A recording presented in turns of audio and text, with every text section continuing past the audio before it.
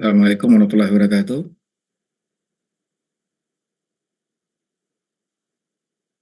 Waalaikumsalam warahmatullahi wabarakatuh, Pak. Waalaikumsalam, Pak. Kita mulai aja ya. Baik, Pak.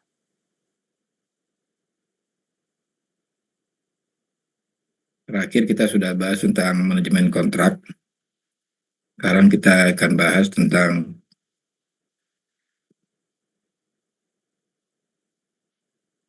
project procurement management ya.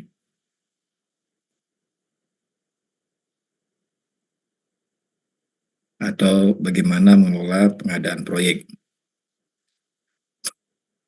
Jadi di dalam project management itu ada 9 body of knowledge gitu ya.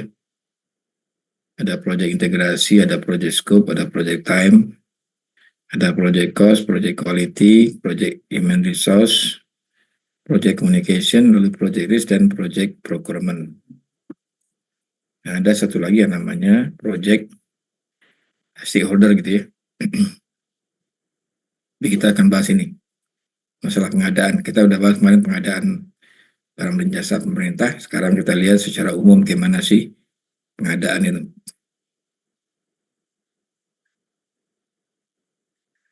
Nah, di dalam project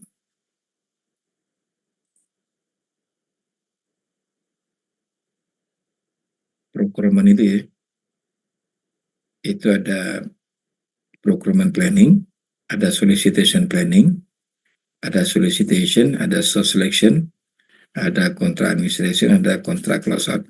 Ini kita sebut sebagai sub pengetahuannya. Jadi kalau kita bahas ini, maka sub pengetahuan ini ada 6. Nah, di dalam project manajemen itu dikenal adanya proses ya. Proses grup, ada inisiasi, ini memulai, lalu proses perencanaan, pelaksanaan, executing, lalu pengawasan dan pengendalian, dan terakhir closing. Nah, jadi di sini kita lihat panah antara planning, executing, controlling itu selalu berhubungan karena inilah proses yang terjadi di project manajemen atau pengolahan project itu. Nah, di dalam perencanaan proses perencanaan kita kenal namanya ada scope planning ya. Lalu jadi ini merencanakan lingkup pekerjaan, kemudian mendefinisikan lingkupnya, lalu ada mendefinisikan kegiatan atau aktivitas, lalu merencanakan sumber daya, lalu kemudian ini akan menghasilkan urutan-urutan kegiatan yang akan menghasilkan estimasi terhadap durasi pekerjaan, dan juga kita bisa mengestimasi biaya. Dari biaya nanti akan dapat cost budgeting, dari aktivitas tadi kita dapatkan jadwal. Nah, jadwal dengan biaya tadi akan bisa menjadi pertimbangan kita dalam menyusun budget ya. Dan nanti ini akan muncul namanya rencana proyek atau pelaksanaan proyek.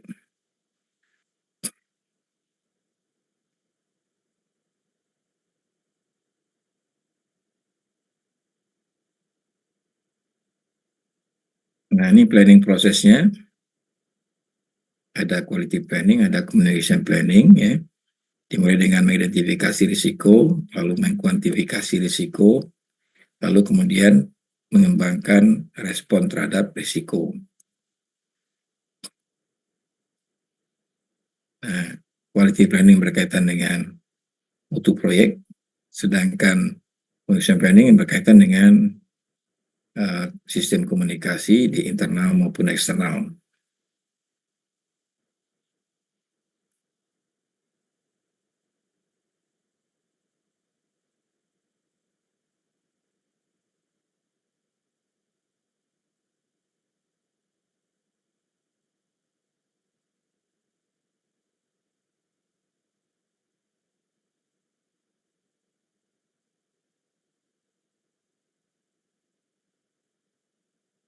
Ya, jadi di sini kita lihat ada namanya perencanaan, solicitation itu lelang ya. perencanaan lelang atau solicitation. Kalau procurement itu pengadaan.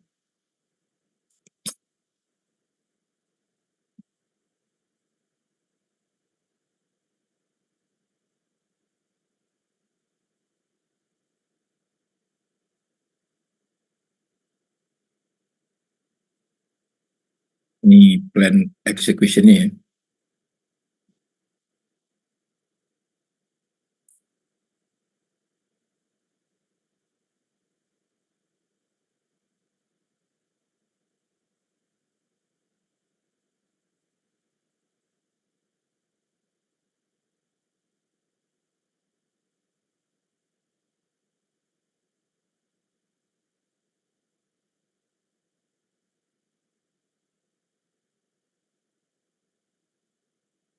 Dan dari sini kita bisa lihat bahwa setelah skopnya diverifikasi sudah oke, baru diadakan proses lelang, kemudian menseleksi sumber-sumber atau penyedia jasa, lalu baru lanjut dengan pembuatan kontrak. Nah, ini kita masuk ke project procurement management. Tadi sudah dikatakan tadi ada 6 proses pengetahuan yang dimulai dengan perencanaannya, perencanaan lelang, pelaksanaan lelangnya, menseleksi peserta, mengadministrasikan kontrak, dan terakhir close out.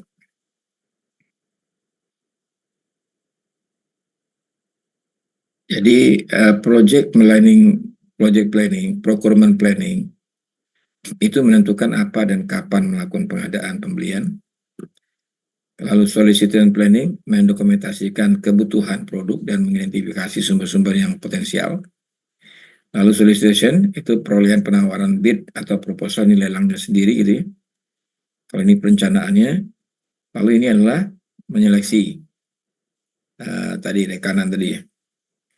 Lalu menyelesaikan kontrak atau menyusun kontrak, lalu kemudian menutup kontrak.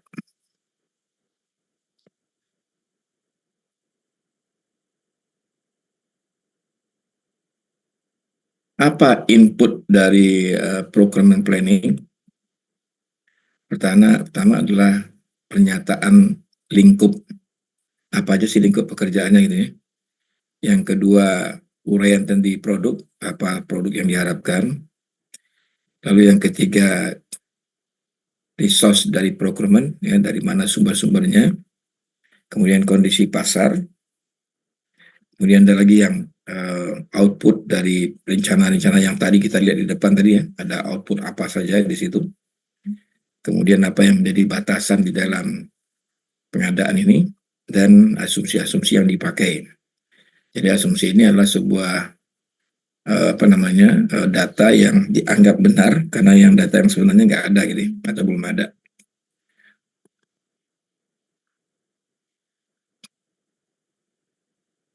Nah, untuk merencanakan ini kita harus memutuskan dulu apakah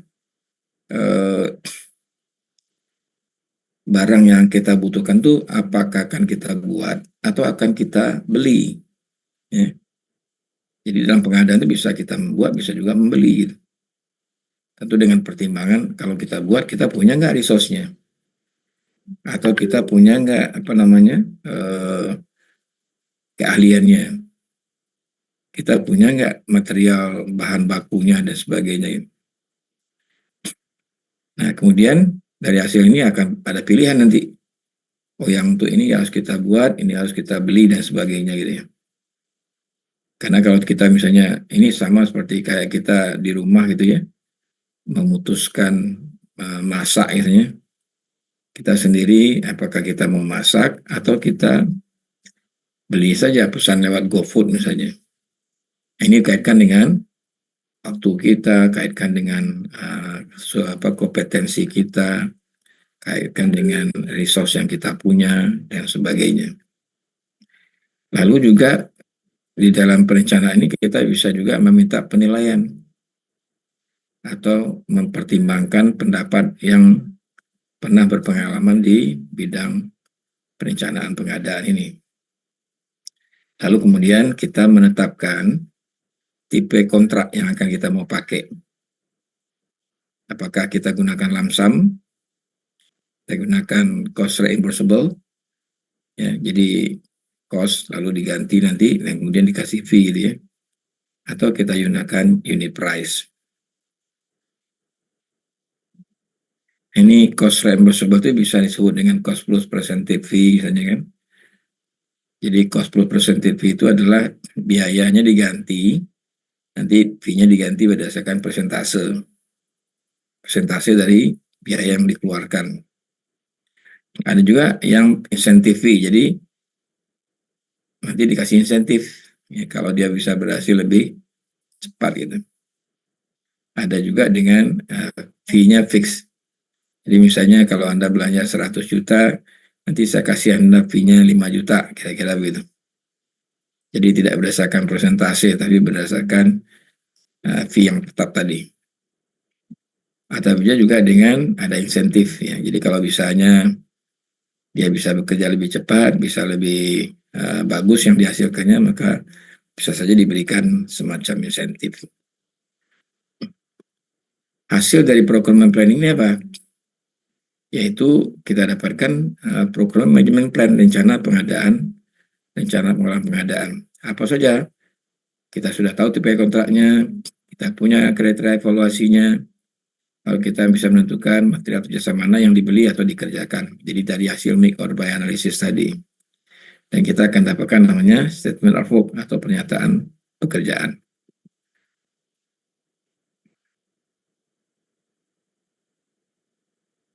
Nah, kemudian kita perlu ada checklist ya untuk rencana ini. Pertama, bagaimana menentukan ya procurement-nya. Kemudian kita bisa mendefinisikan kriteria, apakah buat atau beli, atau kemudian bagaimana lelangnya, bagaimana prosesnya, bagaimana dokumennya, bagaimana kriteria penilaiannya, dan tipe kontrak yang kita pilih. Ya. Lalu kita juga bisa cek kapan, ya ini tahapannya. Kemudian kemarin di pengadaan barang pemerintah juga ada juga tahapannya kan.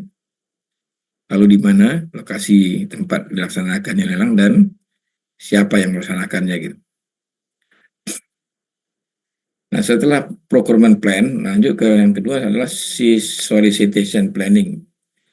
Nah, di sini kita merencanakan untuk lelangnya. Inputnya apa sih? Inputnya adalah ini dokumen apa yang kita butuhkan itu ya. Tadi hasil dari procurement management plan tadi kita ambil, lalu kemudian ada pernyataan kerjaan tadi dan lain-lainnya. Terus dan teknik yang kita gunakan apa? Nah, kita tinggal menggunakan format-format yang digunakan dan kemudian penilaian dari pendapat ahli terhadap apakah lelang yang akan kita lakukan itu sesuai atau tidak gitu.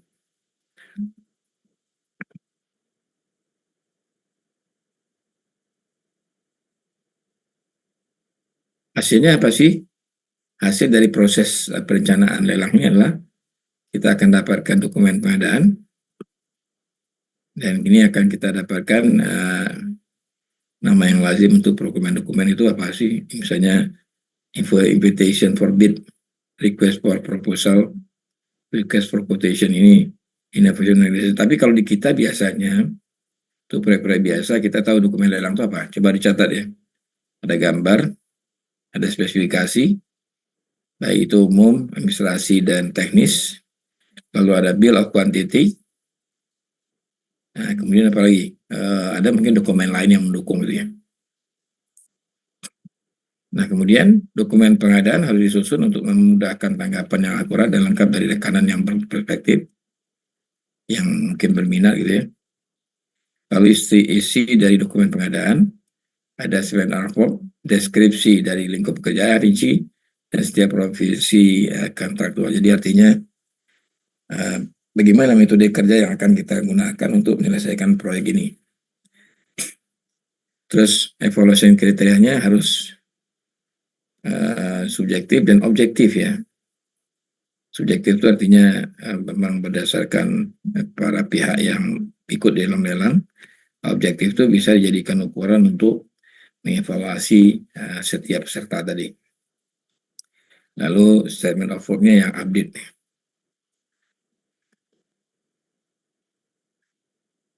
Berikutnya lelangnya sendiri gitu ya. Nah, di sini inputnya adalah, jadi dokumen yang kita butuhkan ada dokumen pengadaan tadi ya, lalu qualified seller list. Jadi ini kan kita tahu ada lelang umum, ada lelang terbatas. Nah, biasanya ini yang lolos kualifikasi ya, ini yang kita undang itu. Berarti ini prakualifikasi ya, makanya prakualifikasi. Terus dan tekniknya apa? Yaitu bidder conference. Bidder conference itu analyzing ini. Jadi dapat untuk menjelaskan pekerjaan tentang apa yang diinginkan dari proyek ini, dan kemudian ada diskusi atau tanya jawab di antara peserta dengan panitia lelangnya. Kemudian bisa juga dengan iklan ya. Dulu ada iklan tuh lewat koran atau lewat apa ya, televisi atau apa gitu. Kemudian outputnya kita akan dapatkan proposal usulan daripada peserta lelang. Nah, dokumen yang disiapkan rekanan yang menguraikan kemampuan rekanan untuk persediaan rekanan untuk menyediakan produk yang diminta. Ya, usulan tersebut disiapkan sesuai dengan kebutuhan. Jadi nanti ada proposal teknis, ya tolong dicatat ya. Ada proposal biaya, ada proposal administrasi.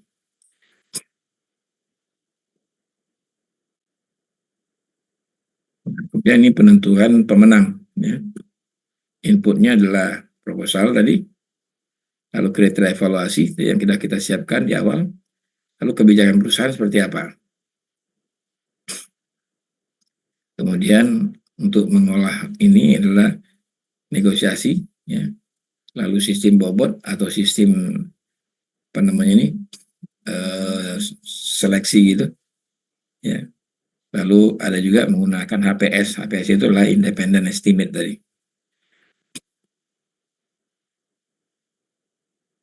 Nah, kemudian kontrak ya, dengan hubungan secara hukum yang berkenaan dengan remedi di pengadilan. Nah, berikutnya kontrak administrasi atau administrasi kontrak. Proses memastikan bahwa kinerja rekanan memenuhi tuntutan kontraktualnya pada proyek yang lebih besar, di mana ada beberapa rekanan. Aspek kunci dan administrasi kontrak adalah pengelola interface di antara beberapa rekanan. Nah, sifat hukumnya dari suatu hubungan kontraktual mengharuskan tim proyek benar-benar sadar tentang implikasi hukum yang dari setiap tindakan dalam mengatur dan menyesuaikan kontrak. Jadi, mengapa kita belajar aspek hukum ini dalam rangka itu? Jadi Anda paham tentang bagaimana pentingnya kita memahami hukum dengan kita bekerja di bawah kontrak. Kontrak itu adalah produk hukum. Nah, kita harus tahu apa yang menjadi hak dan kewajiban kita, apa yang menjadi ukuran bahwa sebuah kontrak itu sah atau tidak sah gitu ya.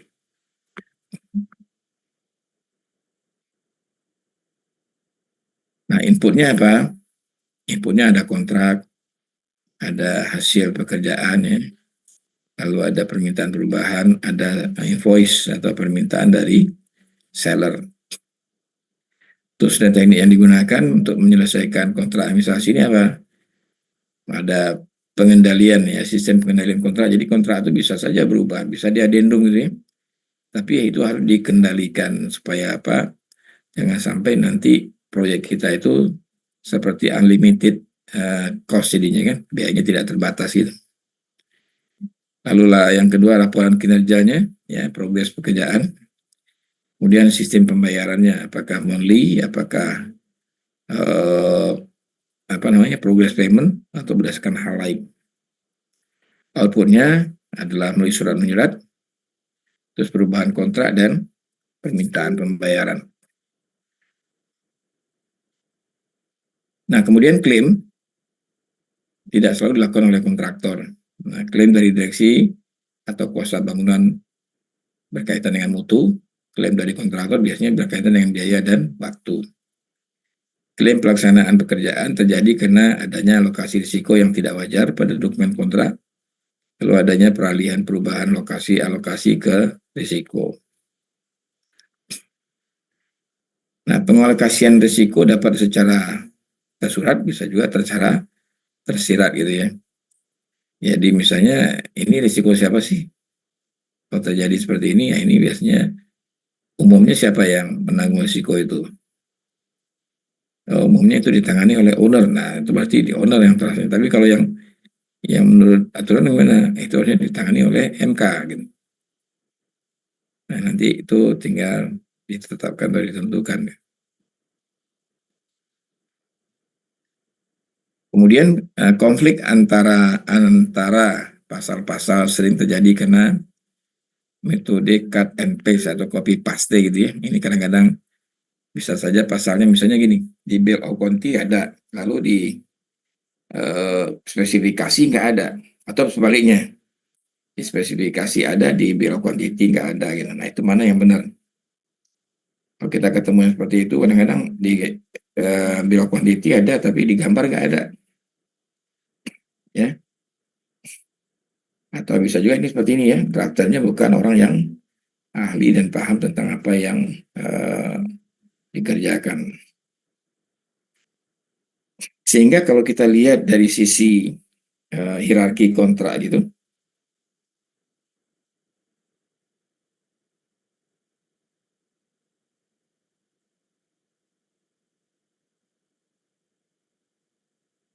jadi dimulai yang paling tinggi itu amandemen, adendum ya. Pertanyaan saya, apa itu amandemen atau apa beda amandemen dengan adendum? Ada yang tahu? Hmm? Amandemen perubahan, Pak. Terus adendum?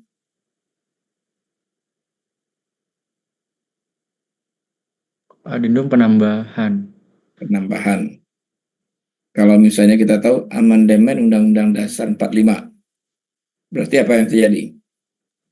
Perubahan UUD 45-nya, Pak. Perubahan Undang-Undang Dasar. Sedangkan kalau adendum itu yang aslinya masih ada, tapi ada Tambah, Pak. tambahan di situ. Nah, tambahan itu yang disebut dengan adendum.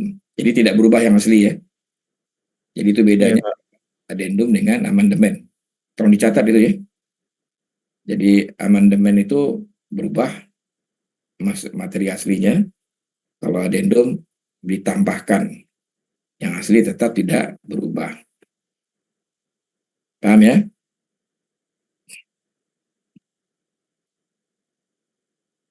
Paham, Pak. Nah, kemudian di bawahnya ada surat perjanjian. Kalau ada kontrak gitu ya, kontrak atau kesepakatan itu. Kalau ada nutulan rapat, nah ini ada adenda dan suplemen. Ya. Adenda itu adalah catatan-catatan ya dan tambahan-tambahan yang nanti ini dibuat di dalam bentuk berita acara. Tapi belum menjadi adendum. Kalau adendum itu sudah dalam kesepakatan gitu ya. Sebenarnya adenda juga kesepakatan, cuma kesepakatannya ini sudah formal, bisa dipertanggungjawabkan dalam bentuk kontraktualnya, kalau ini masih dalam bentuk lampirannya nanti. Kalau ada syarat-syarat umum, syarat-syarat khusus gitu ya, teknis, kalau ada spesifikasi umum. Jadi, lalu dokumen penawaran, ya, gambar, pernyataan metode pelaksanaan. Jadi ini kira-kira hierarkinya seperti itu. Jadi artinya yang bawah tidak boleh bertentangan dengan yang di atas gitu. Ya. Jadi kalau ada perbedaan antara spesifikasi dengan dengan surat perjanjian, maka yang didahulukan surat perjanjiannya gitu. Gitu ya.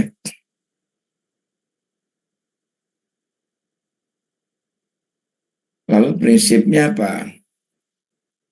Prinsip apa yang tergambar adalah lebih rendah daripada apa yang tertulis. Maksudnya apa? Jadi yang tergambar itu apa gitu, tapi yang lebih diutamakan apa yang tertulisnya ini. Jadi kalau ada gambar gitu, kalau ada tulisan, maka yang dipegang adalah tulisannya, bukan gambarnya. Nah, ini ada pasal-pasal rawan yang ada di kontrak yang bisa kita temukan nanti. Masalah perpanjangan waktu, eskalasi harga, perbedaan kondisi gitu ya, variasi kuantitas, pekerjaan tambah dan perubahan pekerjaan, risiko khusus, penyelesaian perselisihan, dan perselisihan kadang-kadang antara pasal dengan pasal. Nah, yang terakhir adalah penutupan kontrak. Ya. Jadi ini penyelesaian kontrak. Jadi kontrak terus di-close ya. Nah, di dalam kegiatan ini adalah kita mengevaluasi kinerja daripada penyedia jasa gitu ya. Menyusun satu dokumen program yang lengkap untuk disertakan dalam dokumen proyek. Mengadakan pemeriksaan terhadap kinerja rekanan. Mengidentifikasi semua perubahan yang telah disetujui terhadap lingkup awal. Mencapai kesepakatan mengenai pencapaian kinerja dan rekanan yang memenuhi kriteria. Jadi perlu diingat ya, perubahan pekerjaan itu kalau di proyek pemerintah itu tidak boleh lebih dari 10% dari nilai kontrak. Tapi disesuaikan dengan sisa anggaran gitu ya. Jadi batas 10% itu tidak fix gitu ya. Contoh gini, kalau kontraknya misalnya pagu yang tersedia untuk anggaran itu 100 miliar gitu. Lalu ketika dilelangkan kontrak atau proyek itu nilainya sampai 90 miliar, maka kalau kita lihat bisa kalau ada perubahan pekerjaan berapa persen? Nah, kalau kita ambil 10% tadi berarti 10% dari 9 miliar, dari 90 miliar berarti 9 miliar. Nah, 9 miliar tambah 90 miliar jadi 99 miliar. Masih di bawah pagu, maka itu batasnya itu kepakai. Tapi kalau misalnya gini, kontraknya pagunya 100 miliar. Kontraknya 95 miliar. Nah, itu nggak bisa 10% tuh. Untuk kerjaan perubahan pekerjaannya. Karena kalau 10%-nya berarti kan 9,5 miliar. Ditambah dengan 95 berarti 104 miliar. Nah, itu kan tidak ada anggaran lagi. Karena pagunya cuma 100. Oleh sebab itu kalau kontraknya 95 berarti perubahannya hanya sampai 5 miliar. Nggak sampai 10% tadi. Itu prinsip itu dipegang ya. Kemudian mencari kesepakatan mengenai capaian kinerja, mengidentifikasi setiap kekurangan, mendiskusikan hasil pemeriksaan dengan bagian procurement jika terdapat masalah atau ketidaksepakatan dengan rekanan. Terus yang kedua, provide final contract acceptance, jadi menyampaikan pekerjaan final kontrak ya, penerimaan kontrak tadi. Bersama dengan rekanan mendiskusikan kinerja kontraktual, setuju terhadap setiap kekurangan, menyusun satu rencana dan melaksanakannya, lalu mempersiapkan secara resmi pemberitahuan tertulis mengenai penerimaan atau memutuskan terminasi kerekanan dan otorisasi pembayaran akhir sesuai dengan kontrak. Jadi kalau sudah diterima maka bisa dibayar. Ingat penyerahan kerjaan itu ada dua ya. Ada serah terima pertama, ada serah terima kedua atau kita kenal juga dengan apa? BAST 1 dan BAST 2. BAST 1 sering juga disebut dengan PHO. Kita catat tuh, PHO itu adalah Professional Handover. Provisional ya. Handover. Kalau serah terima kedua adalah Final Handover. Oke. Antara PHO dengan FHO itu adalah masa pemeliharaan. Lamanya tergantung proyek. Ada yang 6 bulan, ada yang 1 tahun gitu. Kemudian input dari kontrak close adalah kontrak dokumennya. Terus dan tekniknya adalah audit ya. Nah, itu kira-kira yang berkaitan dengan manajemen pengadaan proyek gitu ya, atau proyek procurement management. Nah, sampai di sini ada pertanyaan, silakan.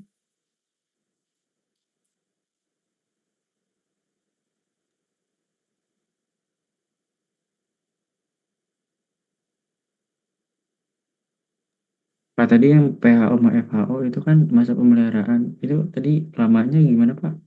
Gimana? Yang PHO FHO kan itu masa pemeliharaan. Nah, itu durasinya tadi berapa, Pak? Tadi kalau proyek-proyek misalnya sifatnya bangunan yang tidak permanen gitu ya, itu 3 bulan. Tapi kalau proyek-proyek permanen gitu, ya misalnya gedung, infrastruktur gitu, bisa antara 6 bulan sampai 1 tahun. Ya misalnya kayak jalan tol itu ya, itu bisa 1 tahun itu masa masa pemeliharaannya. Jadi selama masa pemeliharaan, kalau itu kesalahan karena memang kegagalan konstruksi atau apa, itu tanggung jawabnya masih tanggung jawab pada kontraktornya.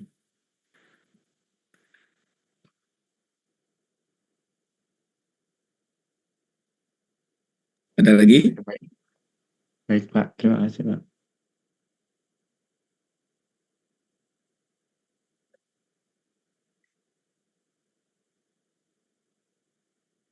Gimana, cukup? Kalau cukup kita selesai ya. Saya share dulu materinya.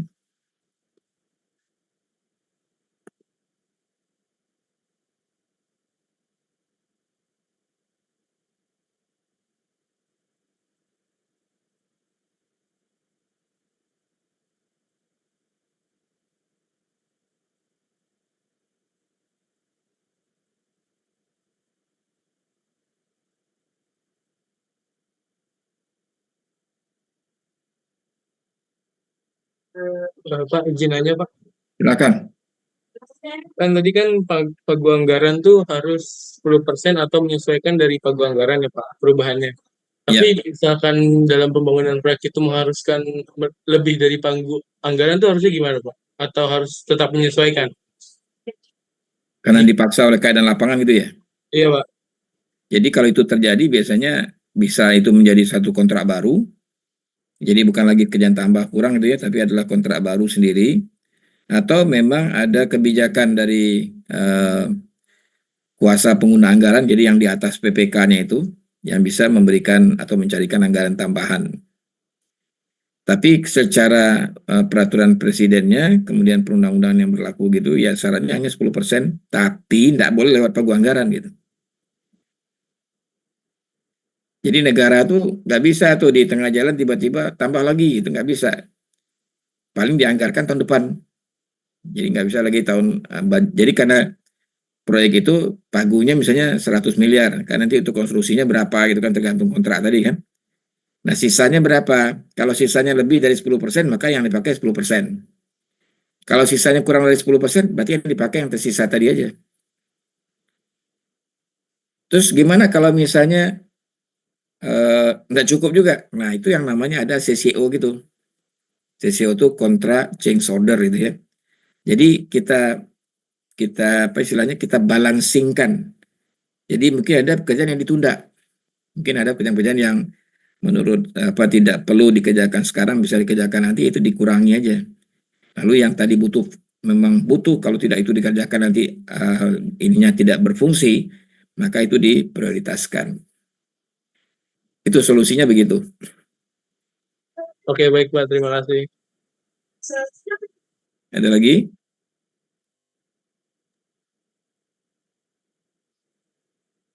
Oke, sambil nunggu saya ini dulu ya, presensinya dulu.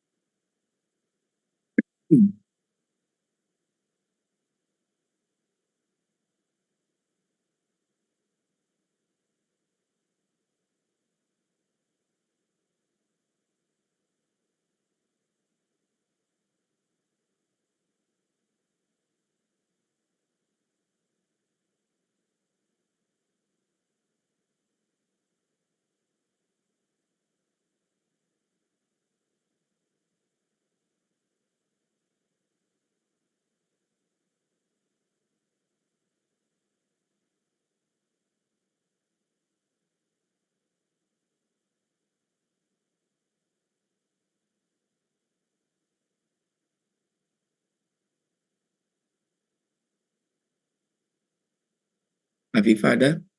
Hadir, Pak. Arda?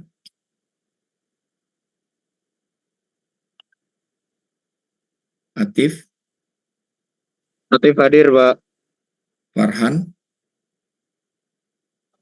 Hadir, Pak. Fauzi,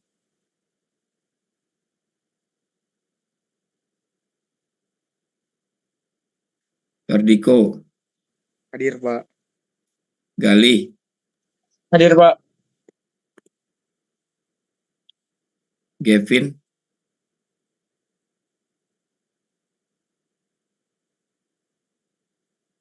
Gilang, Hadir, Pak. Gilang, Pak.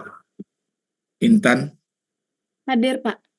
Jalu, Hadir, Pak. Jasmine, Hadir, Pak. Latifah,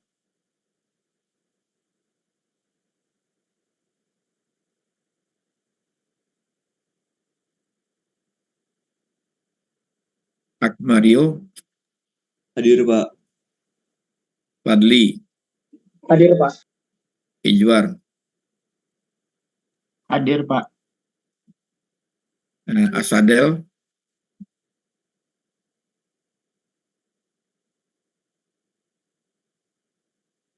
Bayu,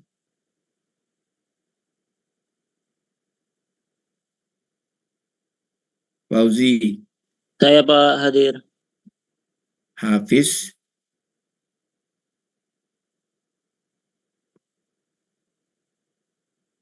Raihan, Hadir, Pak.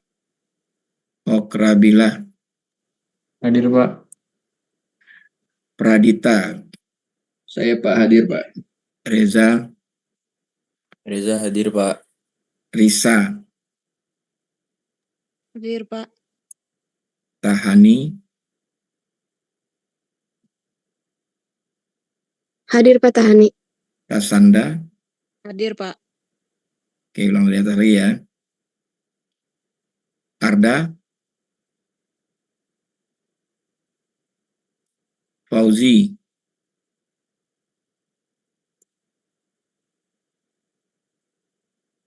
Gavin, Latifah, Asadel, Bayu, Hafiz, Hadir, Pak. Muhammad Hafiz. ada. Ada, Pak. Oke. Udah nggak ada lagi ya? Tolong dilihat sekilas lagi. Arda, Gavin, Latifah, Muhammad Asadel, Muhammad Bayu. Ya. Baik, kalau tidak ada kita simpan. Materi sudah sampai tadi di chat ya.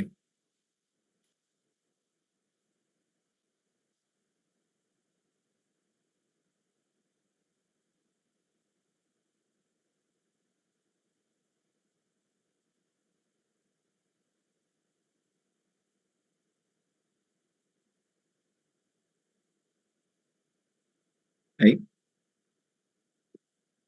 Saya kira untuk hari ini hanya sampai di situ. Kalau tidak ada lagi pertanyaan, kita akhiri dengan wabillahi taufiq wa hidayah. Assalamualaikum warahmatullahi wabarakatuh. Waalaikumsalam warahmatullahi wabarakatuh. Terima kasih, Pak. Pak. Sama-sama, terima kasih.